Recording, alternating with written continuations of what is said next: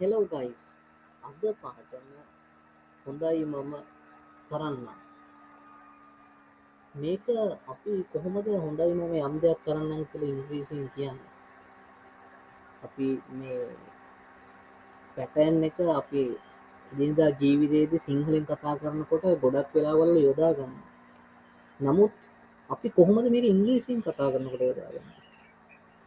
ඒකට තමයි මම අද මේ පැටර්න් එක ගෙන මම හිතනවා මේක සරල පැටර්න් එකක් වුණත් ගොඩක් අය දන්නේ නැතුව ඇති කියලා කොහොමද මේ හරියට භාවිතා කරන්න කියලා. ඉතින් ඒක නිසා තමයි අද මම මේ පැටර්න් එක ගෙනාවේ. ඒක තමයි guys okay I will. ඉතින් අපි බලමු මේක කොහොමද එක්සැම්පල් ටිකක් කරලා කොහොමද මේක අපි යූස් කරන්නේ කියලා.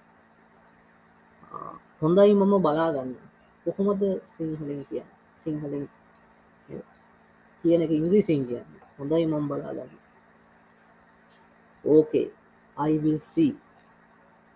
තව එකක් බලමු. හොඳයි මම ගිහිල්ලා එන්න. කොහොමද ඉංග්‍රීසියෙන් කියන්නේ? okay I will go and come.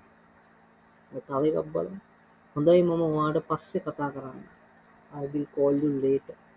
මේ ආකාරයට ඔයගොල්ලන්ට එදිනදා ජීවිතයේදී මේ වගේ වාක්‍යයන් ඕන තරම් හම්බ වෙනවා. ඉතින් මම ඔයගොල්ලන් ඉල්ලන්නේ මේ වාක්‍යයට භාවිතා කරලා ඒක verbs යොදාගෙන ඔයගොල්ලන්ට අවශ්‍ය වාක්‍ය හදාගෙන ඇති තරම් ප්‍රැක්ටිස් කරන්න.